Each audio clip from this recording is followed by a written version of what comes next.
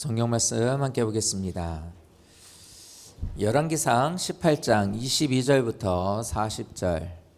엘리야가 백성에게 이르되 여호와의 선지자는 나만 홀로 남았으나 바알의 선지자는 450명이로다.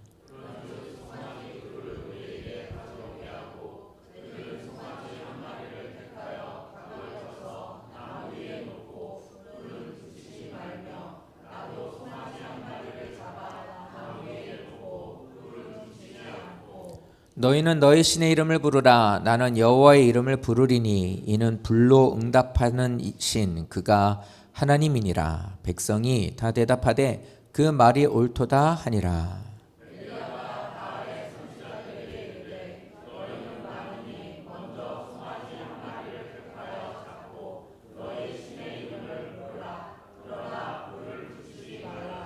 그들이 받은 송아지를 가져다가 잡고 아침부터 낮까지 바알의 이름을 불러 이르되 바알이여 우리에게 응답하소서 하나 아무 소리도 없고 아무 응답하는 자도 없으므로 그들이 그 쌓은 제단 주위에서 뛰놀더라.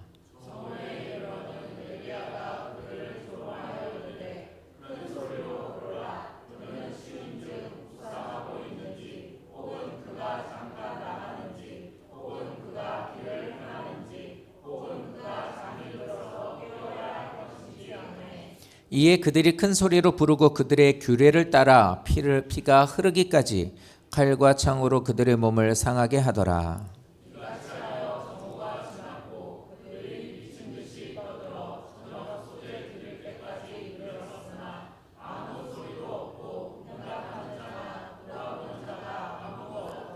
엘리야가 모든 백성을 향하여 이르되 내게로 가까이 오라. 백성이 다 그에게 가까이 가매 그가 무너진 여호와의 제단을 수축하되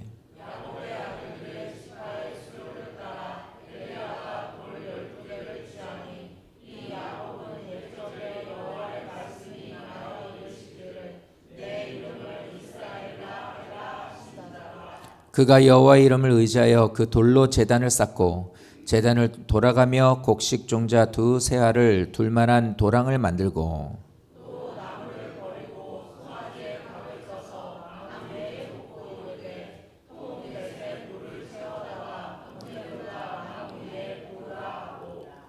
또 이르되 다시 그리하라 하여 다시 그리하니 또 이르되 세 번째로 그리하라 하여 세 번째로 그리하니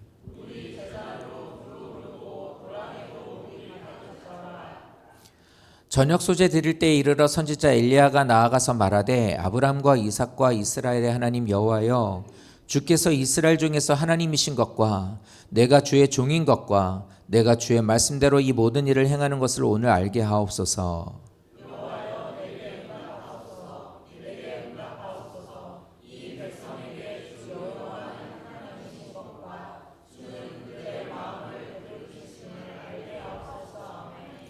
이에 여호와의 불이 내려서 번제물과 나무와 돌과 흙을 태우고 또 도랑의 물을 핥은지라.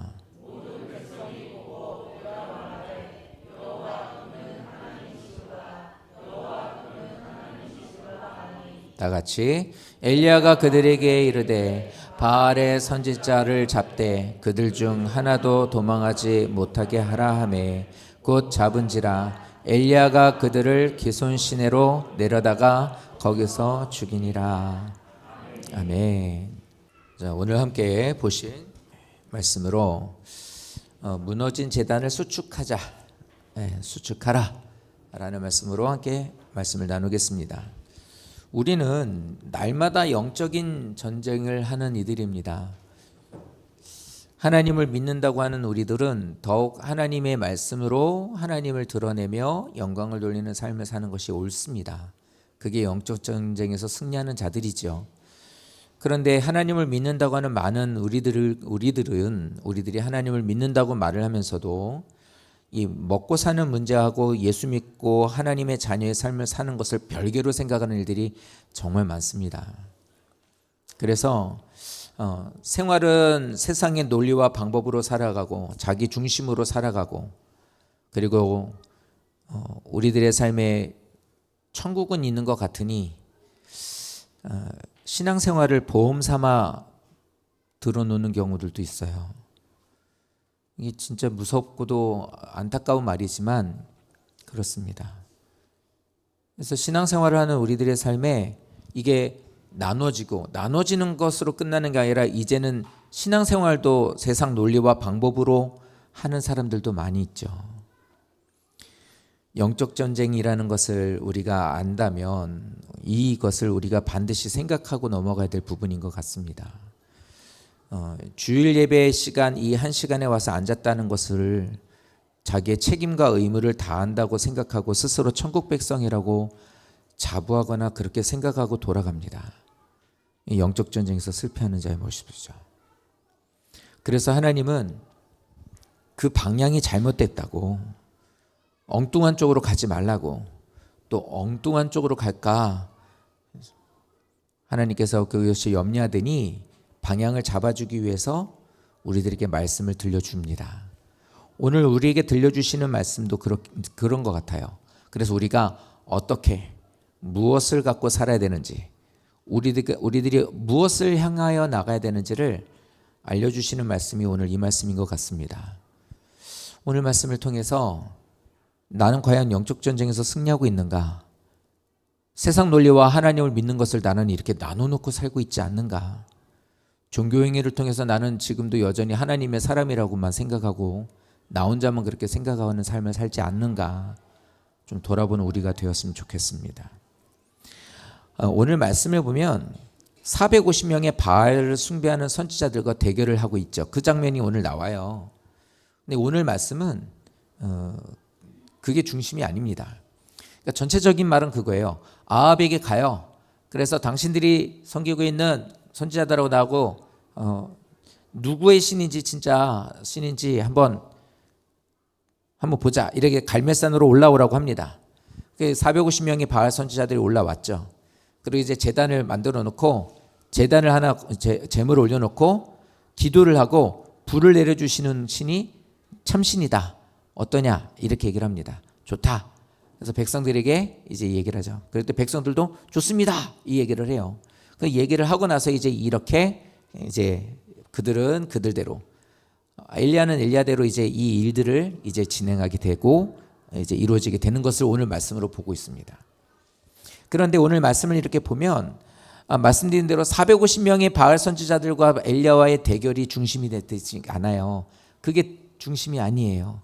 우리들은 이 말씀을 잘 알고 있지만 그것이 중심이 아니라 그 뒤에 있는 머뭇거리고 있는 백성들이 하나님의 시선이 거기에 맞춰져 있다는 거예요. 엘리야가 백성들한테 말합니다. 여호와를 향하신 하나님의 선지자는 나만 와 있고 저들은 450명이 와 있다. 이 얘기를 하죠. 하나님의 백성으로 사는 사람 수가 적다 소리예요. 진짜 영적 전쟁에서 승리하며 하나님의 자녀로서 사는 사람들이 적대요. 이 적다라는 것은요, 스스로 하나님을 중심으로, 하나님 중심으로 사는 사람들이 적다는 얘기입니다. 그러니까 교회를 다니는 사람들이 적다는 말이 아니라 하나님 중심으로 사는 길에서 떠나서 자신이 원하는 길을 선택하는 사람들이 많다는 거예요. 우리들에게 하나님이 주시는 말씀은 그거예요. 교회 와서 앉아있는 것으로 모든 것을 끝내는 것을 하나님의 백성이라고 말하지 않아요. 오늘 이 23절부터 나오는 말씀을 통해 또 이 얘기를 합니다. 하나님의 백성들은 적다고 말하잖아요. 그러면서 얘기를 해요. 송아지를 두 개를 갖고 와서 너네 하나 선택하고 나 하나 선택하자. 그리고서 여기에서 너희들이 먼저 해라. 와가지고 너희들의 신에게 제단에다가 올려놓고 기도를 해봐라. 이렇게 얘기를 하죠. 그런데 이 말씀을 쭉 보면 그겁니다.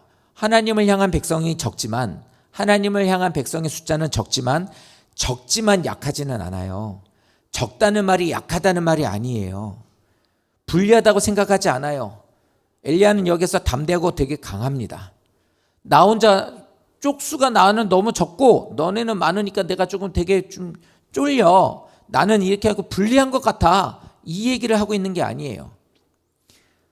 하나님이 아닌 다른 신을 섬기고 즐겁게 자기 삶을 누리고 거기에서 자신들이 모든 것들을 누리고 있고 자신이 주류라고 생각하는 사람들에게 먼저 기회를 주고 선택권을 줍니다.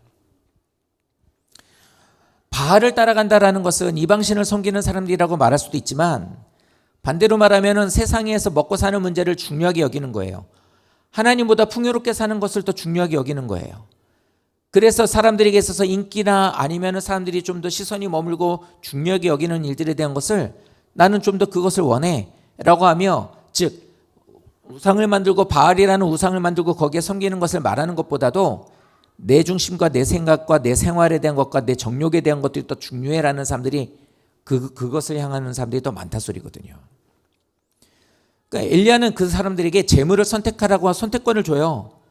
선택권을 주든지 기도를 먼저 하라고 하든지 니들이 먼저 신에게 니들이 원하는 것을 구하든지 마음대로 해. 선택은 니들이 먼저 하고 싶으면 먼저 해라고 얘기를 합니다. 왜 그럴까요?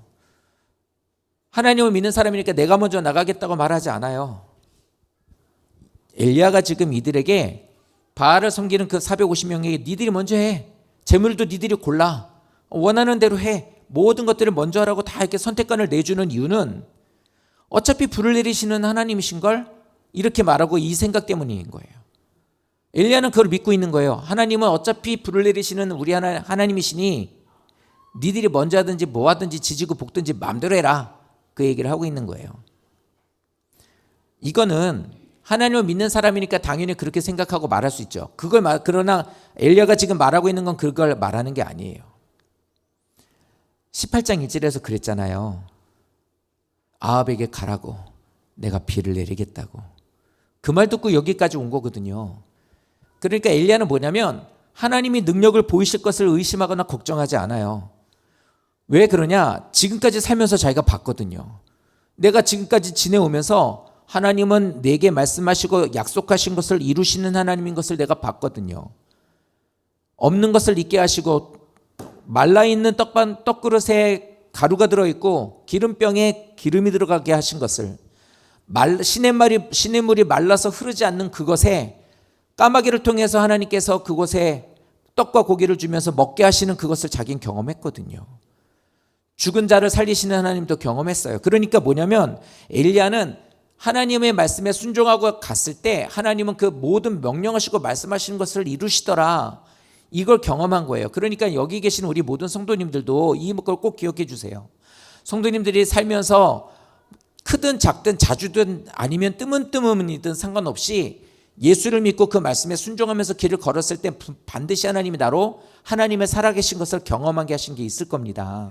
그렇다면 그 하나님을 의심하거나 아니면 하나님이 이루실까 아닐까를 걱정하지 말고 언제나 이 모든 것들을 이루신 하나님을 경험하셨다면, 인격적으로 만나셨다면 그 하나님을 의지하고 나가시라는 거예요. 그렇게 나아갈 때 마음대로 해. 먼저 하고 싶으면 먼저 해. 기도하고 싶으면 먼저 해. 이렇게 말할 수 있는 사람이 되게 되는 거죠. 왜요?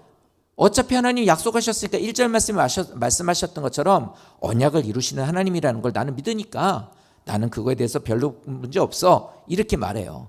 하나님이 말씀하셨으므로 그것이 틀림없이 이루어질 걸 믿어라는 이게 믿음이에요. 보이지는 않지만 반드시 역사하시고 이루실 것을 믿는 거. 긍정적인 생각을 하자라는 말이 아니라 내가 살면서 경험하게 하셨고 나를 알게 하셨고 만나셨고 살아계신 것을 나로 하나님께서 알게 하셨다는 그것을 나는 신뢰합니다. 그 하나님을 믿습니다라고 나가는 그게 믿음이라는 거예요. 그러니까 믿음이라는 건 크거나 아니면은 뭔가 좀 짠 하는 게 아니라 지금까지 살면서 경험하게 하셨던 그 하나님을 믿고 나가는 게 믿음이에요. 이 믿음이 있으면 걱정하지 않아요. 성도님들, 신앙생활을 오래 하지 않았다라는 것이 문제되지 않습니다. 성도님들 문제되지 않아요. 가족 중에 예수 믿는 사람이 나밖에 없다? 문제되지 않아요. 가족 중에 예수 믿는 사람들은 많이 있지만 예수를 믿는 증거가 그들에게는 많이 보이지도 않고 경험도 못했다. 그것도 문제되지 않아요. 작은 교회에서 함께 힘을 모아가지고 함께 신앙생활을 하자고 사람들에게 으쌰으쌰하면서 앞장서고 열심히 이렇게 이끌어가는 우리가 일꾼이 적죠. 눈에 보이는 게 너무 일꾼이 적어요. 그게 문제가 되지 않아요. 그런 게 문제가 되지 않아요. 하나님을 인격적으로 만나고 경험한 것을 믿는 사람이라면, 하나님이 역사하시는 것을 크든 작든 경험하신 성도라면, 때로는 홀로 있거나 숫자가 적거나 아니면 이것에 대한 것에 많이 위축되는 어떤 환경을 갖고 있다 할지라도 이 사람은 전혀 문제되지 않습니다. 인간적으로 외로울 수 있죠. 10사람이 같이 떠들면서 노는 거와 혼자 노는 건 달라요. 그런 외로움은 있을 수 있겠지만 하나님의 역사를 이루는 데는 전혀 문제가 되지 않아요. 근데 인간이니까 자꾸만 흔들릴 때가 있을 거예요. 집사님 아까 기도도 했지만 저도 이 말씀 준비하면서 그 생각이 들더라고요. 천왕동에서 여기로 오게 되었을 때 그 생각을 해요. 정말 사람 생각과 방법으로 이루어질 수 없는 방법들로 여기까지 오게 됐거든요. 근데 여기 와서도 목회를 하다 보면은 생각이 들 때 걱정되는 것들이 생겨요. 그럴 때면은 그 생각을 합니다. 그렇게 이끌어 주셨는데 진짜 까마귀를 통해서 먹여주셨던 것처럼 개척해서 10년 동안 살면서 하나님은 누구에게 손 벌리지 않도록 정말 이런 방법 저 방법으로 하나님께서 여기까지 오게 하셨던 그 하나님이시라면 이후로도 하나님 일들을 이루어가는데 그것에 집중하지 않을 이유가 있겠나? 집중하고 나가고 하나님만 의지하면 하나님이 지금까지 먹이신 것처럼 나를 살리실 텐데, 그거예요. 그게 믿음이더라고요. 그렇다고 해서 은행문이 열리고 원하는 대로 가져가라고 한 것도 아니고, 하늘에서 우박 떨어지듯이 금덩어리가 떨어진 것도 아니고, 하루하루 한 달 한 달을 살게 했지만 그것 자체가 기적이고 그게 하나님 인도하신 거였고, 이곳에서 이렇게 우리가 예배할 수 있게 된 게 얼마나 감사한데요. 그런 엘리야가 홀로 있는 적지만 하나님의 능력을 감당하고 살아계신 하나님을 신뢰하는 믿음을 갖고 있는 엘리야가 그들에게 제안을 합니다. 세상의 것을 선택한 이들에게 나는 내가 섬기는 여호와 이름을 부르겠다. 이게 선포예요. 나는 하나님의 이름만 부르는다. 나는 내가 믿는 하나님의 이름을 부를 거야. 선포합니다. 그리고 얘기해요. 누구든 기도하고 간구할 때 불로 응답하시는 신이 하나님이야. 나는 그 하나님을 신뢰해. 이렇게 이제 여기서 얘기를 해요. 그럴 때에 백성들이 대답을 합니다.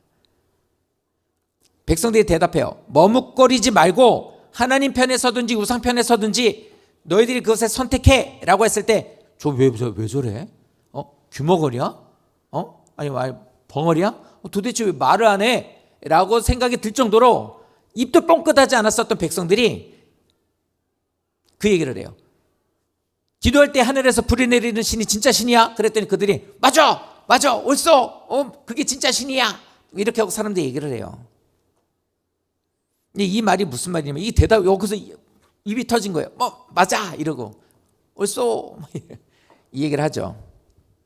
근데 이게 나는 하나님이 진짜 신인 것을 보여주기를 기대했어 그 말이 아니에요. 이 말이 뭐냐면 증거를 보여줘. 그래 보여줘봐. 그럼 나 믿을게. 조금 더 나쁘게 얘기하면 이 얘기죠. 보여주면 믿어드릴게요. 이 얘기를 하는 거예요. 내게 있는 문제를 해결해 주십시오. 그럼 내가 믿어드릴게요. 하나님을 향해 이렇게 말하는 것 같은 의미예요. 근데 이렇게 생각하고 사는 성도들이 많아요. 어떤 일들에 대한 문제를 해결해 주면 하나님이신 거 제가 믿어드릴게요. 나 사랑하고 나와 함께 하신다고요? 믿어드릴게요. 이 일 좀 해결해 주세요. 이렇게 하는 사람들이 많아요. 말로 하자면 1대 450인 것처럼 너무나 많은 사람들이 하나님한테 믿어줄 테니 살아있는 것 좀 보여달라. 내 문제를 해결해 달라. 이렇게 하는 사람들이 많습니다. 26절부터 이 얘기가 딱 떨어지고 사람들이 거기서 반응을 보이니까 바알을 섬기는 450명 여기서부터 이제 막 이제 거기서 기도를 하기 시작을 해요. 그래서 제단에다가 소를 갖다 놓고 막 부르짖기 시작합니다. 그런데 이 사람들이 여기서 이 일들을 꼭 성공시켜야 될 이유가 있습니다. 고대 근동에는 이 시대를 살고 있었던 사람들은요, 모든 전쟁은 신의 대리전이에요. 이란하고 미국하고 전쟁한다고요? 지금은 약간 성격이 달라서 지금은 조금 막 저러고 있지만 대체적으로 전쟁에서 피 터지게 싸우게 되는 특히 중동 사람들은 유럽 쪽에서도 그런 전쟁이 많았죠. 신의 이름 들고 나가는 거예요. 뭐냐면 전쟁에서 이기면 내가 이겼다, 우리나라가 이겼다가 아니라 우리 신이 이겼다라고 말하는 게 고대 근동의 이 시대에 살고 있는 사람들의 전쟁관이었어요. 그러니까 뭐냐면 우리와 함께하는 신이 니네 신보다 세다. 이게 바로 전쟁의 승리였던 거예요. 그러니까 이런 생각을 갖고 있었기 때문에 더 센 신을 소유한 나라가 결국에는 이기는 거예요. 그 생각으로, 그러니까 중동 사람들 같은 경우 만약에 지금 저러고 있는데 만약에 저 사람들이 알라를 위하여가 돼버린다면, 그래서 이게 만약에 모아서 정말로 이게 이슬람으로 만약에 전쟁으로 이게 돼버리면 이게 진짜 큰일 나는 거거든요. 저 사람들의 생각이 그래요. 그런데 어떻습니까? 이렇게 생각하고 이제 이 사람들은 아침부터 이제 계속해서 이제 신을 향해서 이제 기도를 하기 시작하는 거예요. 근데 아무 말이 들리지 않아요. 아무 말이 들리지 않을 수밖에요.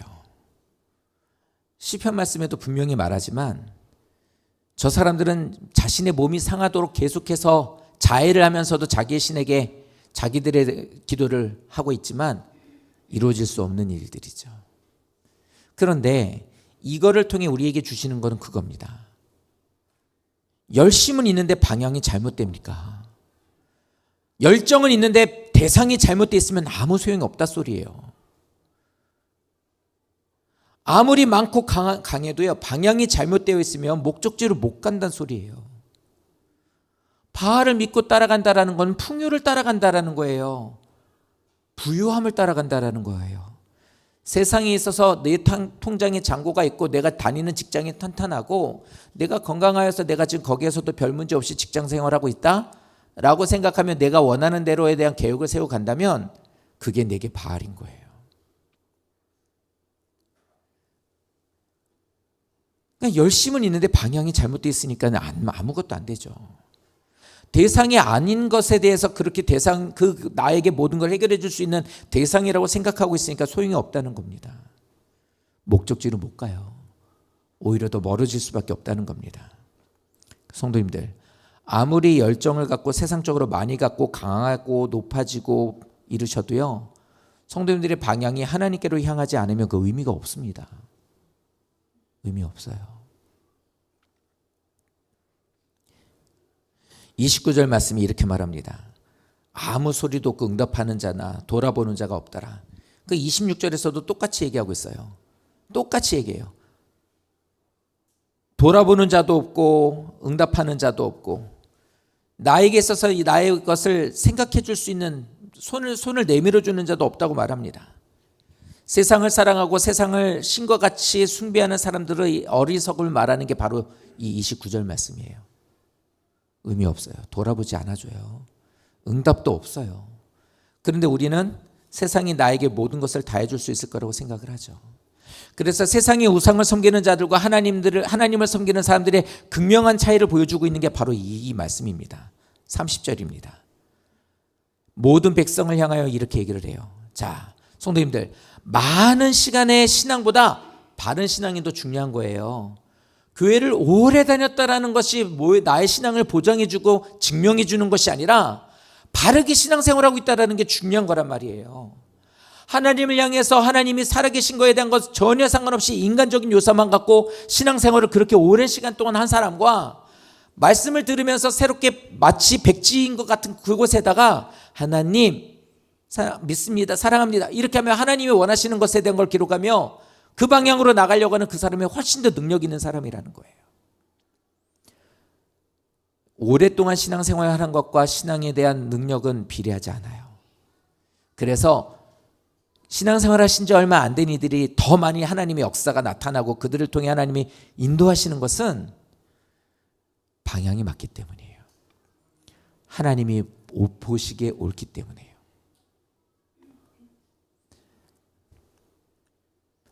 자, 그런 분이든 그런 분이지 않든 오랫동안 신앙생활 했으나 내가 하나님을 향한 능력의 하나님을 만나지 못했었다면, 만났었어도 지금 현재 내가 세상에서 머뭇거리고 있다면 이 30절의 말씀을 잘 기억해 주십시오. 엘리야가 모든 백성을 향해서 말합니다. 그들이 끝났어요. 자, 끝났어요. 이제 막 거기서 이제 막 기도하는 모든 게 끝났습니다. 끝나고 나서 얘기를 하는 거예요.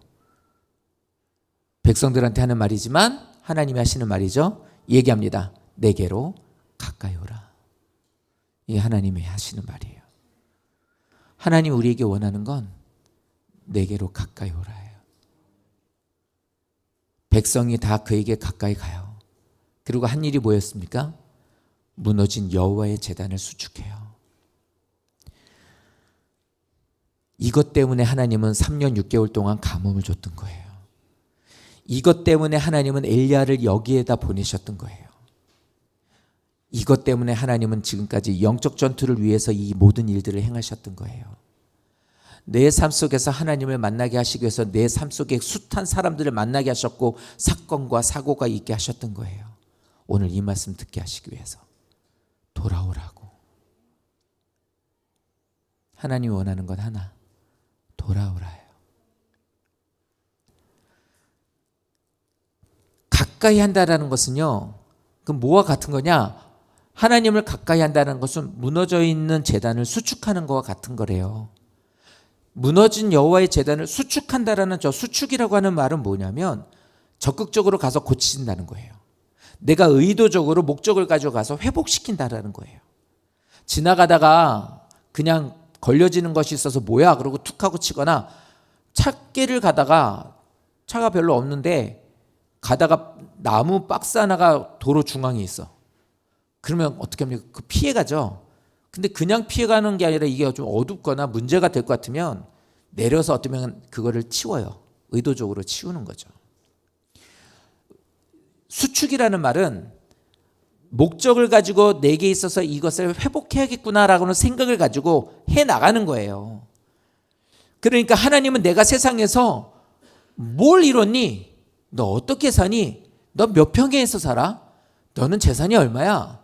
넌 뭘 이루고 살았어? 하나님은 반드시 우리들의 삶을 물어보시거든요. 넌 뭐 하고 살았니라고. 근데 거기는 우리들이 전 이것도 하고요, 저것도 하고요 이렇게 해가지고 뭐 이거 물어보고 중요하게 여기지 않으신다는 거예요. 이 수축하다라는 이것을 하나님은 중요하게 여겨요.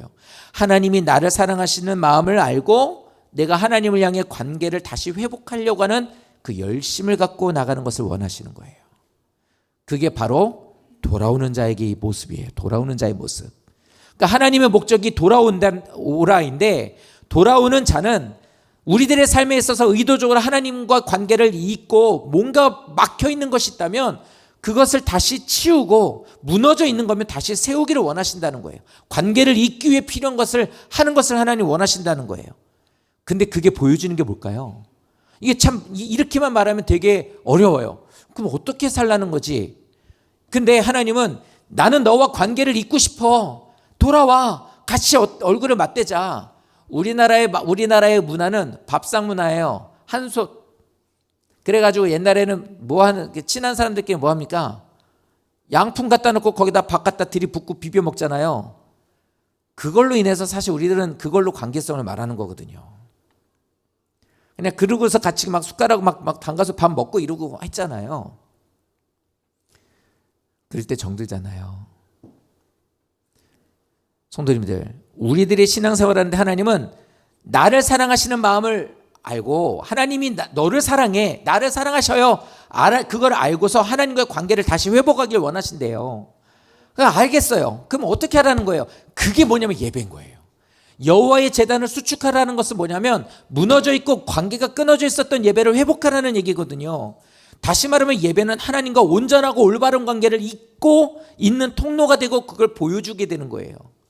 그러니까 저 말은 다시 말해 뭐냐면 주님께로 나와, 교회로 와, 나와 함께 예배하자. 네가 예배하고 내가 너를 사랑하는 것을 알았으면 좋겠어. 내 하나님, 저는 하나님이 저 사랑하시는 것을 이제 알아요 라고 하면 그 자리로 와서 하나님과 관계를 가지라는 거예요.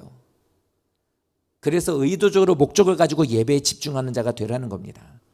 근데 마귀는요 이거 못하게 해요. 그러니까 예배를 온전하게 드리는 걸 통해서 나의 신앙을 증명해내는 거예요.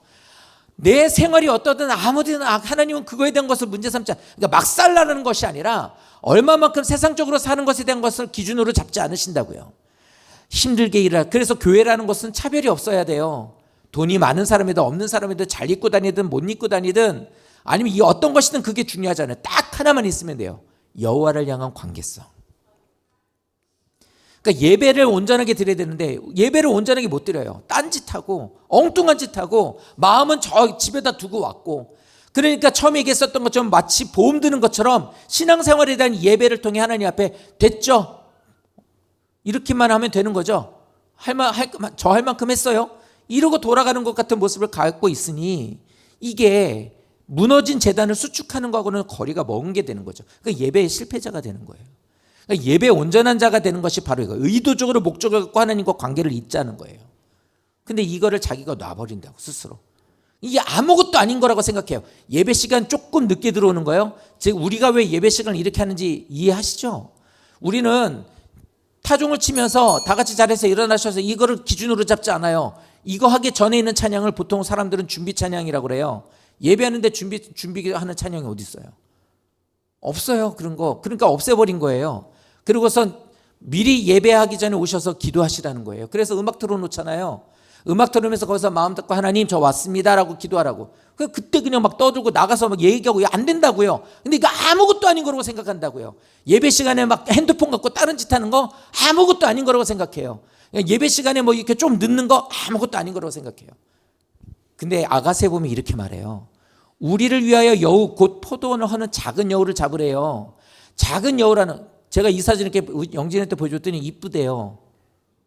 동물 좋아하는 사람 저거 보면 이쁘다고 말할 수 있겠죠. 아, 이쁘죠. 동물들 이뻐요. 근데 하나님 말하는 저걸 잡으래요. 작은 여우래요. 작은 여우. 이유가 뭐냐면 저게 포도 농사를 다 망쳐놓기 때문이에요. 저게 땅을 파고 틈을 내가지고 들어가서 들락날락거리기 때문이에요. 그럼 그 담이 무너져요. 포도원은 다 농사 망하고요.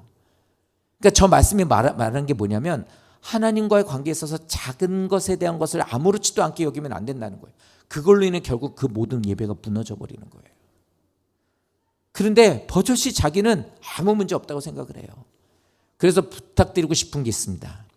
설령 예배 시간에 그런 이들의 모습이 보일지라도 그걸로 인해서 마음 상해하지 마십시오. 왜냐하면 그것 또한 나에게 빈틈이 돼버리는 거예요. 그럼 내 예배도 무너져 버리는 거예요. 그렇게 무너지게 만드는 그 사람들은 문제가 되겠지만 그걸로 인해 무너지는 사람들도 결국엔 나도 좋은 게 아니에요. 그러니까 예배는 그걸로 인해서 옆에 있는 사람들로 인해서 왜 저렇게 예배드려? 그러지 마세요. 나하고 하나님과의 예배예요. 그게 너무 걸리면 앞으로 오세요. 그건 싫죠.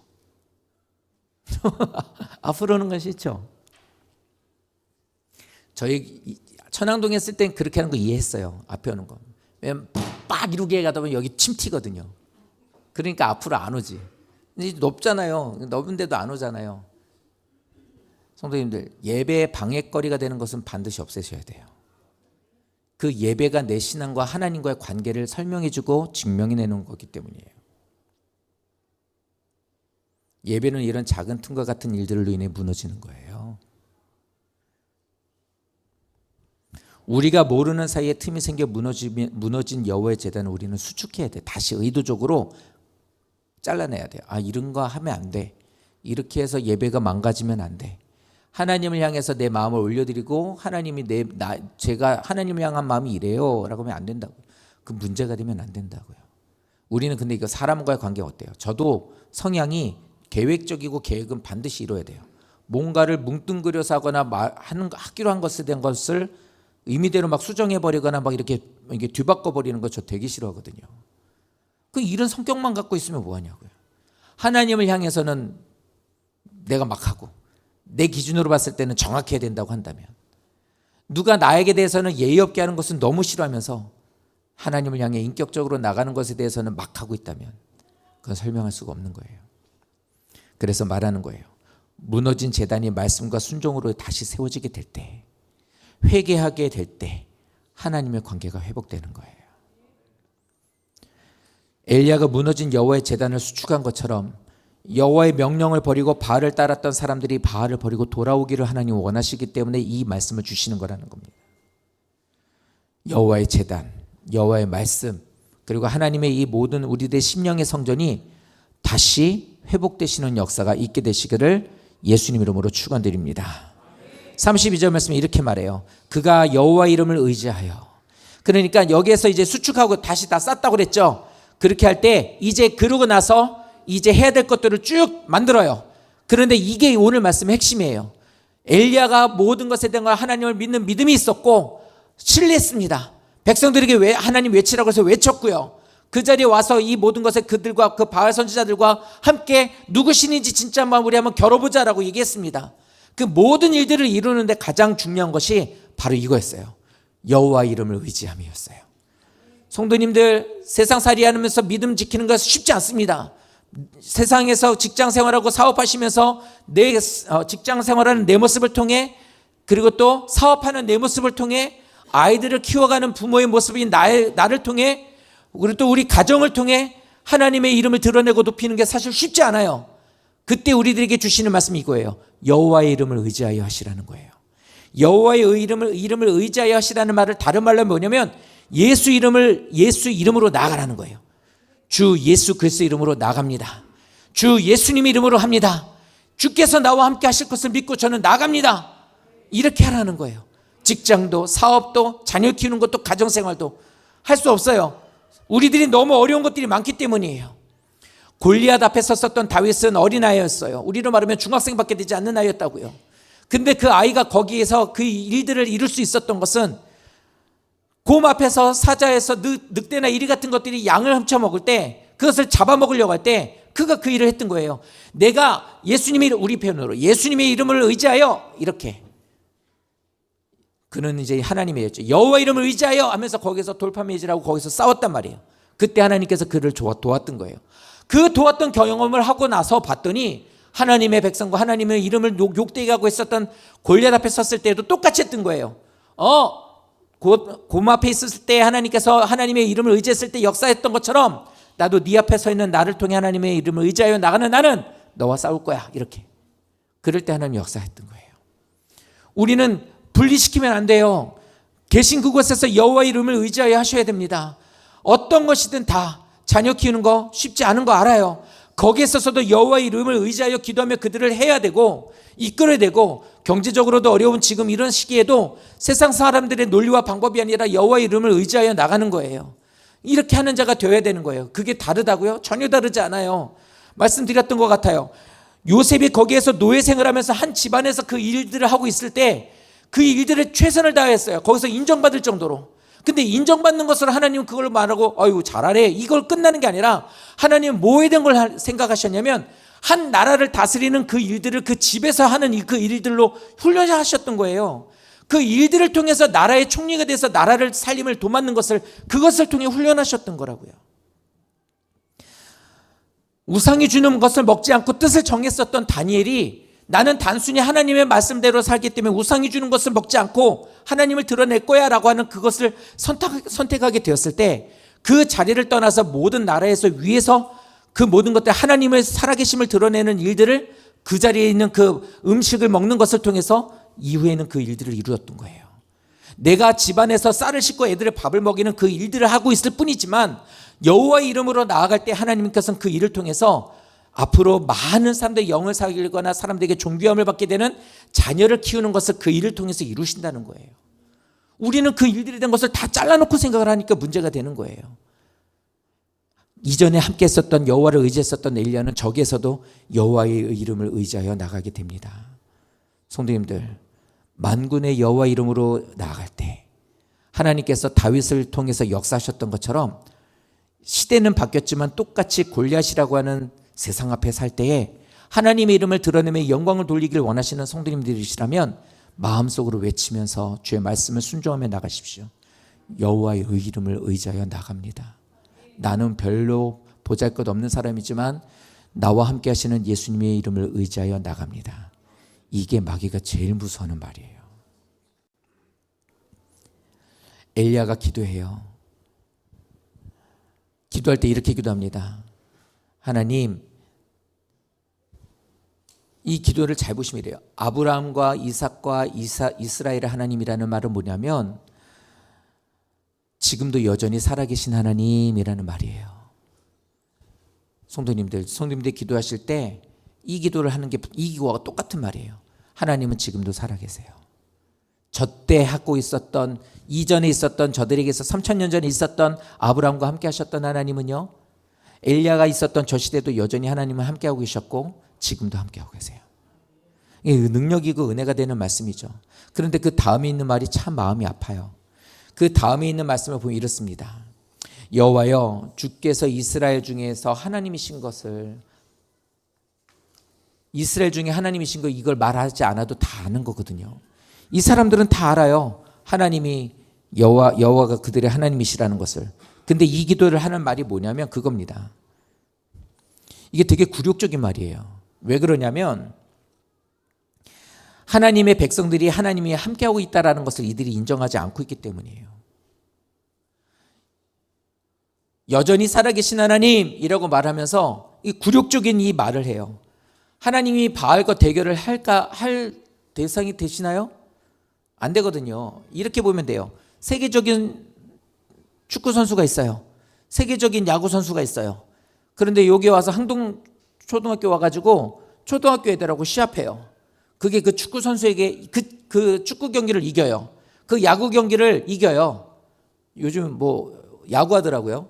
뭐 월드 클래스 이런 거. 근데 거기에는 일본에 있는 오타니라는 사람은 뭐 100년에 한번 나올까 말까 한 사람이래요. 그 사람이 여기 항동초등학교 와서 야구하는 애들랑 같이 야구해요. 이겼어요. 100대 0으로. 그 사람한테 영광이 돼요. 손흥민이 와가지고 여기서 있는 초등학교 애들하고 축구시합 했는데 30대 0으로 혼자 이겼어요. 그게 손흥민이라는 사람한테 영광이 되냐고요. 하나님이 바알과 대결하는 것에는 영광이 되지 않아요. 진짜하고 가짜하고 대결을 벌여서 그게 영광이 돼요? 전혀 영광이 되지 않아요. 하나님이 거짓 선지자들과 싸워서 이기면 그게 영광이 될까요? 그것도 전혀 영광이 되지 않아요. 하나님 우상과 싸워서 이기면 더 하나님다워져요? 전혀 그것도 아니에요. 그런데 하나님은 왜 저 대결을 허락하시고 왜 저 대결을 하나님께서 왜 하시게 했느냐? 이게 중요하죠. 하나님의 위대하심을 보이기 위해서 한 게 아니란 말이에요.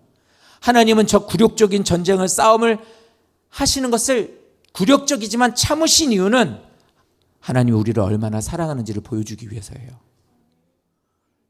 굴욕적이고 하나인 거고 이 의미도 없는 거지만 이렇게 살아도 하나님이 나를 사랑하신 것을 알게 하시기 위해서, 이걸 통해 너희들이 이거라도 봐서라도 내게로 좀 돌아오라라는 것을 좀 하나님이 말씀하고 싶어서 그것 때문에 굴욕적인 전쟁을 하시는 거예요. 내가 주의 종인 것과 내가 주의 말씀대로 이 모든 일들을 행하는 것을 하나님 알게 하옵소서. 이 기도는요, 이 끝에 있는 기도 보시면 비를 달라는 기도 안 해요. 비를 내려달라는 기도 안 하잖아요. 또 내 눈앞에 있는 450명에 있는 저 모든 거짓 선지자들을 다 죽여주십시오 이런 기도도 하지 않아요. 안 해요. 왜 안 합니까? 하나님 앞에 이런 기도를 하지 않는 이유는 뭐냐면 이거예요. 자, 하나님, 이 일이 내 능력이 아니라 하나님 말씀에 순종하여서 하는 나라는 것을 알기를 원합니다. 그리고 저를 통해서 하시는 이 모든 말씀이 이루어지는 것을 하나님께서 보게 해주시기를 원합니다. 이렇게 해서 이스라엘 백성들이 주님께 돌아오기를 원합니다. 엘리야 또한 목적이 그것밖에 없었던 거예요. 그걸 통해 자기가 봤지, 내 하나님에게 이렇게 쓰임받는 사람이야 라고 자기를 드러내고 싶은 마음 없었던 거예요. 딱 하나예요. 이 일을 통해서 여기에 있는 내 눈앞에 있는 지금 우리 동족인 이스라엘 백성들이 다 주님께로 돌아오기를 원합니다. 이거 하나였지, 비 내리는 거, 내 앞에 있는 나를 방해하거나 내 마음을 힘들게 하는 사람들을 싹 다 어떻게 해달라는 기도가 없었던 거예요. 그러니까 기억하십시오. 우리는 절대 오해하면 안 돼요. 비를 내리게 하는 신이 참 신이다라고 하는 이 기적을 바라는 게 아니어야 된다는 거예요. 기적이 중요한 게 아니라는 거예요. 우리들의 삶 속에 이 백성이 하나님을 알고, 성도님들이 하나님을 알고 하나님께로 가까이 나오길 원하는 것이 하나님이 원하시는 바지, 이 시간을 통해서 누군가가 드러나거나 아니면 기적을 보여주시는 것이 하나님 목적이 아니란 거예요. 그냥 딱 하네요. 잃어버렸던 자식이 돌아오는 거, 그거 하나만 생각하고 십자가를 져셨던 거고, 그거 하나 생각하고 굴욕적인 전쟁이지만 그것에 대한 것을 하나님께서 저 대결을 허락하신 거예요. 마치 초등학교 애들 같이 무슨 유치한 경기 같지만 이것을 통해서라도 너희가 나에게로 돌아오면 좋겠다라는 걸 보여주시고 있는 거라고요. 연약하고 미련하고 머뭇거리고 있는 우리들을 계속해서 하나님께서 우리들에게 이렇게 말씀하고 있는데도 불구하고 우리는 또 이 일들을 하고 있다고요. 손을 내밀지 못하는 거예요. 이렇게까지 보여주시는데, 그래서 예수님 오셨다고 그랬잖아요. 예수님이 오셔서 우리에게 먼저 손을 내밀어 주신 거예요. 뭐 손도 못 내밀고 있는 우리가, 하나님의 사랑을 받아들이지도 못하는 우리가 그냥 그렇게 머뭇거리고 입 다물고 가만히 앉아 있으면서 여전히 세상을 보고 살고 있으니 예수님이 십자가를 지시고 오셔서 먼저 손을 내밀어 주신 거예요. 내 손 잡으라고. 나와 성도님들 향해서 하나님께서 우리에게 마음을 열어주시고 주님께로 나아가기를 원하시는 겁니다. 성도님들, 오늘 이 말씀이 성도님들에게 좀 힘이 되시기를 원합니다. 37절에 이렇게 말하잖아요. 가뭄이 문제가 아니라는 거예요. 우리들의 환경이 문제가 아니라는 거예요. 사실 돈이 좀 부족하지만 그게 문제가 아니라는 거예요. 하나님께 가장 큰 문제는 하나님을 떠난 게 문제라는 거예요. 우리는 반대로 생각해요. 하나님, 돈이 부족해서 제가 하나님을 떠났던 거예요. 예배를 드리지만 내 환경이 이래서 내가 하나님을 예배 못했던 거예요. 하나님, 내게 있어서 지금 하면 너무나도 아버지 죽게 된 문제 때문에 내가 하나님 앞에 예배를 못 드리는 거였어요 라고 우리는 생각하지만 아니었던 거예요. 하나님과의 관계가 끊어지니까 이제 눈이 돌아가기 시작하는 거예요. 뭘로 살아야 되지? 이렇게. 그래서 하나님은 관계가 끊어지고 돌아오는 것에 대해서 하나님은 목적을 갖고 계실 거고 처음부터 끝까지 그 얘기만 하시는 거예요. 돌아오라. 나는 너희들이 나를 떠난 것에 대한 것이 제일 큰 문제야. 그 얘기를 하고 계시는 거예요. 이 백성들의 마음이 하나님에게서 떠나 우상과 하나님 사이에 머뭇거리고 있다는 게 문제가 됐다는 거예요. 기억해 주세요. 기억해 주세요. 하나님의 마음을 좀 헤아려 주셨으면 좋겠습니다. 우리들의 모든 삶 속에서 하나님 앞에 지금 무너져 있는 예배가 다시 회복되고 그 예배를 통해 하나님과의 관계가 회복되기를. 물질이 없으세요? 환경이 좀 어려우신가요? 가뭄으로 인해서 지금 죽을 것 같고 정말 위태로우신가요? 그것보다 먼저 하나님과의 관계를 열어보세요. 먼저 하나님 앞에 나아가시고 예배를 통해 주님 하고 불러보십시오. 그러고 나면 하나님께서 그 뒷문제들을 이끌어 주시는 걸 경험하게 되실 겁니다. 38절의 말씀을 통해서 이 얘기를 해요. 하나님은 하나님의 사람이 하나님의 뜻대로 순종하고 말씀을 선포하고 하나님의 마음을 전하니까, 말씀을 순종하니까, 지금 말씀드린 대로 돌아오게 되니까, 회복하고 나니까 하나님은 거기에서 역사가 이루어지더라는 겁니다. 38절에 우리가 알고 있는 이 말씀이 그걸 말해요. 그러니까 이제부터는 한 걸음 더 나아가 볼까요? 그래서 말씀에 순종하고 하나님께로 나아가시게 된다면 이렇게 될 거예요. 39절에 이렇게 말해요. 모든 백성이 보고 엎드려요. 말씀에 순종하는 엘리야를 통해서 기적을 베푸시고 능력을 보여주시니까 모든 백성이 엎드려요. 그리고 뭐라고 합니까? 여호와 그는 여호와 하나님이시로다. 여호와 그는 하나님이시로다. 이렇게 얘기를 하고 이들이 막 선포해요. 자, 이 말은 여기서 말씀하고 있는 것을 통해 우리에게 알려주시는 건 이겁니다. 히브리서 11장 말씀을 통해서 우리에게 말씀하는 거예요. 예수님이 도마를 통해서도 말씀하신 것도 이것도 마찬가지예요. 믿음은 눈에 보이는 것이 아니에요. 기적을 통해서 보는 게 아니란 말이에요. 믿음이라는 것은 하나님의 약속을 확신하는 게 믿음이에요. 하나님의 약속을 믿는 거. 그런데 이스라엘 백성들은 여기서 어떻게 합니까? 여호와 그가 하나님이십니다 이 얘기를 해요. 그러면 이 얘기를 안 했으면 하나님은 하나님 아니셨나요? 아니에요. 예수님은 마국간에 태어났을 때도 예수님이셨어요. 예수님이 죄인들과 함께 있을 때도 여전히 예수님이었고요. 예수님은 십자가에 달려 죽으실 때도 예수님이었어요. 부활하셨어요? 부활하시고 났을 때도 영광의 주님이시죠? 예수님이 지옥으로 음부로 내려가셨을 때에도 여전히 영광의 주님이셨어요. 다시 오실 주님은 또 여전히 예수님이실 거고 영광의 주님이실 거라고요. 이 뭘 말하는 거냐면 저들이 저렇게 하나님이 어떠시다라고 말하지 않아도 여전히 하나님은 하나님이시라고요. 우리들에게 하나님 원하는데 왜 원하는 게 뭐냐면 우리들의 입술을 통해서 하나님은 살아계신 하나님이십니다라는 고백을 듣기를 원하시는 거예요. 내가 인정하지 않으면 하나님 아니에요? 하나님이세요. 그럼 뭐냐? 그럼 도대체 그 말이 뭐냐? 왜 우리로 하나님은 하나님이십니다라고 말하기 원하느냐? 사랑하는 자녀에게 그 말을 듣기를 기회를 주시는 거예요. 성도님들이 예배를 안 드리시면 하나님 예배 받을 10분 아닌가요? 아니요. 성도님들이 예배를 엉망으로 드리시거나 하나님 이 자리에서 하나님을 욕하고 나가셔도 하나님은 여전히 하나님이에요. 그러나 그 하나님이 하나님 되심을 인정하고 높이는 그 입술이 성도님이기를 원하는 마음으로 기회를 이 시간 주시는 거라고요. 그 차이예요. 그런데 이들은 어떻습니까? 보여줘야 믿는데요. 그러니까 보여주니까 이렇게 고백하잖아요. 입이 터졌어요, 드디어. 성도님들, 내 유익에 보탬이 되지 않으면 우리는 헌신하려고 하지 않아요. 내가 나를 인정해주고 높여주지 않으면 우리는 섬기려고 하지 않아요. 성도님들, 사장이나 대표님이나 어떤 권위자가 성도님을 불러요. 뜻밖의 어떤 소식으로 대통령이든 시장이든 누가 불러요. 그러면 일상적인 입고 다니던 옷 입고 가십니까? 그냥 아무렇지도 않게 가서 거기서 계속 핸드폰 보면서 그냥 말하고 있는데 거기 앞에서 내 하고 싶은 거 하고 있습니까? 안 그럴걸요. 근데 왜 예배를 이렇게 하실까요? 하나님이 눈에 안 보이니까요. 인간적인 관계를 갖고 있는 사람을 만날 때는 우리가 스스로가 구별해서 그 사람들을 만날 줄 알고 그 만남에 대한 것의 성격에 맞게 그렇게 나아가시는 것처럼 눈에 보이니까 그렇게 하지만 하나님은 눈에 보이지 않으니까 예배를 구별하지 못하는 거예요. 이게 다 뭐냐면 이게 하나님과 거래하는 거예요. 거래하는 거. 보여주면 교회 가겠다는 사람들이 얼마나 많아요. 하나님의 살아있는 것을 내가 나에게 보여주면 내가 하나님 믿겠다고 말하는 사람들 얼마나 많아요. 그게 다 뭐 하는 거예요? 거래하는 거예요. 저들도 거래하자라고 나왔다가 보여지니까 거기서 얘기하는 것뿐이에요. 그래서 우리들에게 하나님 말씀하시는 건 그거예요.